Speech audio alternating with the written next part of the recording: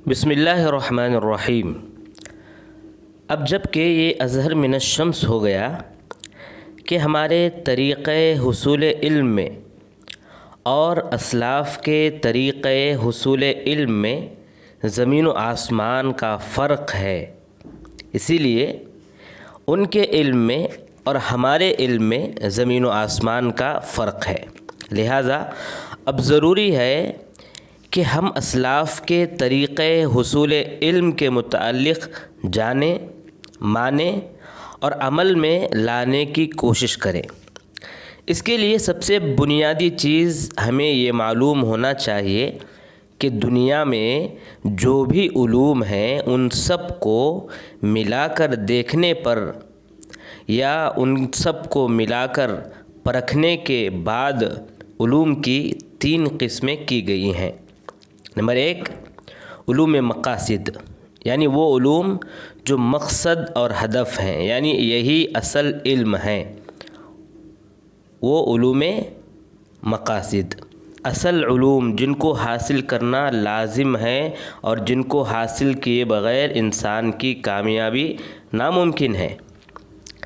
Number 2، علوم وسائل، یعنی وہ علوم جو مقصد اور ہدف تک پہنچانے میں وسیلہ بنتے ہیں،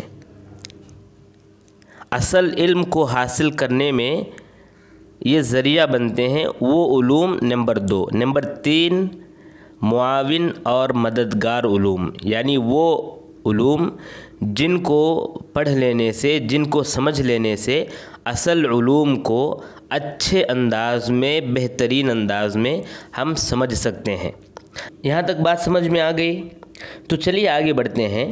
علوم کے اقسام میں پہلی قسم اصل علوم، اس میں 3 چیزیں آتی ہیں۔ نمبر 1، عقیدہ، جس کو فقہ اکبر یا اصول دین بھی کہا جاتا ہے اس کی اہمیت کے بنا، کیونکہ عقیدہ ہی اصل ہے، اسی پر ہر چیز قائم ہے۔ نمبر 1، ٹھیک ہے۔ نمبر 2، اصل علوم میں جو دوسری چیز آتی ہے وہ ہے فقہ، یعنی عملی طور پر، پریکٹیکل طور پر جو احکام ہیں ان کا علم، جیسے طہارت کے متعلق علم ہے، نماز کے متعلق علم ہے، زکوٰۃ، اس طرح وغیرہ وغیرہ بہت سی باتیں ہیں، اور یہ فقہ معاملات، جنایات، نکاح وغیرہ کو شامل ہیں۔ اصل علوم میں جو تیسری چیز آتی ہے وہ ہے آداب، شرعی آداب۔ اب شرعی آداب میں 2 چیزیں ہیں، کیا ہے؟ ایک ظاہری آداب اور ایک باطنی آداب۔ ظاہری آداب سے مراد کیا؟ عبادات کے آداب، قرآن پڑھنا ہے یا علم حاصل کرنا ہے، تو ان کی آداب کیا کیا ہیں یہ ظاہری آداب میں آ جائیں گے۔ اور جو ہماری عادتیں ہیں، ہمارا اٹھنا، بیٹھنا، کھانا، پینا، سونا، ہنسنا، رونا وغیرہ وغیرہ وغیرہ، یہ تمام چیزیں عادتوں میں آ جاتی ہیں، اور یہ دونوں چیزیں یعنی عبادت اور عادت، یہ دونوں چیزیں جو ہے ظاہری آداب میں آ جاتی ہیں۔ باقی آداب باطن، ان میں اخلاص ہے، خشیت ہے، محبت ہے، یعنی ہر وہ عمل جو قلب سے یا دل سے تعلق رکھتا ہے، اس کو ہم آداب باطن میں شامل کریں گے۔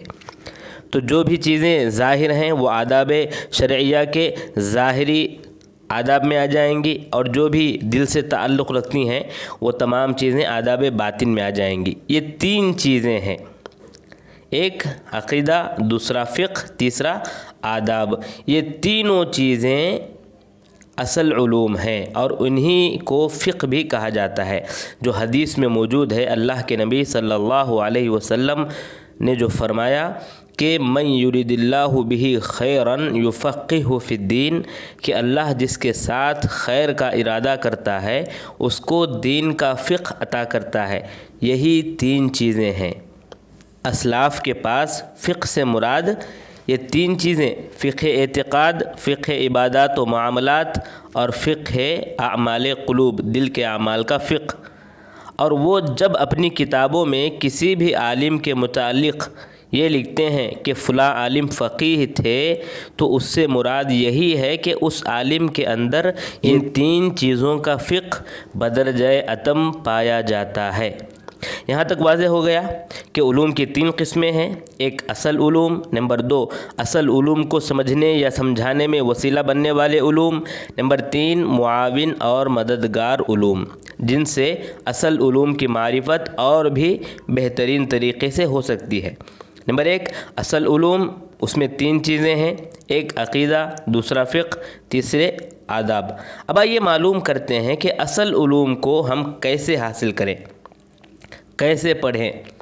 تو اس کو حاصل کرنے کے 2 طریقے ہیں۔ پہلا طریقہ دلائل کے دراسہ کے ساتھ اصل علوم کو حاصل کرنا، جیسے جو متون کی شکل میں کتابیں ہیں جس میں دلائل جمع ہیں ان کو یاد کرنا یا ان کو پڑھنا، جیسے کتاب التوحید ہے، صحیح البخاری میں کتاب التوحید ہے، اس میں دلائل مذکور ہیں، حدیثیں مذکور ہیں، ان کو یاد کر لینا۔ یا کتاب التوحید محمد بن عبد الوہاب رحمہ اللہ کی جو کتاب ہے وہ متن ہے، اس کو یاد کر لینا۔ یا فقہ میں عمدۃ الاحکام یا بلوغ المرام، یہ دلائل پر موجود متون ہیں یا کتابیں ہیں۔ آداب میں ریاض الصالحین، الترغیب والترہیب، یہ تمام چیزیں۔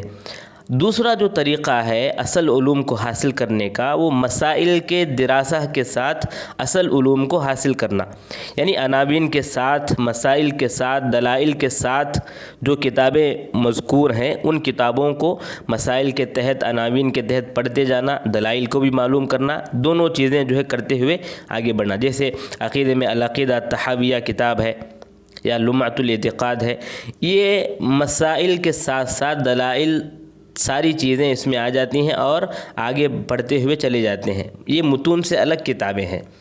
تو اس طرح جو ہے اصل علوم کو آرام سے حاصل کر سکتے ہیں۔ باقی جو 2 چیزیں ہیں، علوم وسائل اور ایسے علوم جو معاون اور مددگار ہیں، ان کے بارے میں آئندہ ویڈیو میں ہم معلوم کریں گے۔